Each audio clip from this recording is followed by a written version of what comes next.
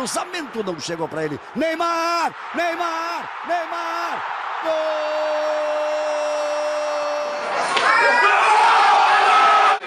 Tudo bom? Tudo bem. O que o senhor está achando do time do Brasil? Bom, o Brasil nesse primeiro jogo contra o Japão, relativamente o Japão era um time mais fraco. Com relação ao México, o Brasil jogou até os 15 minutos positivamente, mas a partir dos 20 minutos o jogo está muito equilibrado, até preocupante. Mas ainda nós acreditamos que o Brasil vai fazer o segundo gol.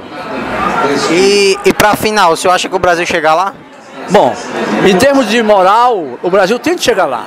Está dentro de casa e precisa mostrar sua força e sua potencialidade.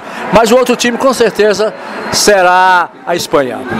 Mas o senhor acha então que o Brasil não ganhará da Espanha? Se nós formos para a final, a gente não vai deixar essa oportunidade passar. Em função do que aconteceu em 1950, que nós perdemos o jogo aqui para o Uruguai. Então, esse desastre, entre aspas, não poderá mais acontecer. É melhor ficar antes do que na final.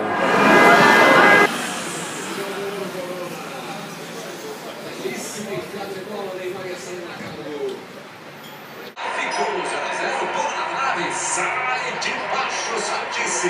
Na próxima terça-feira, às 8h30 da noite, não perca.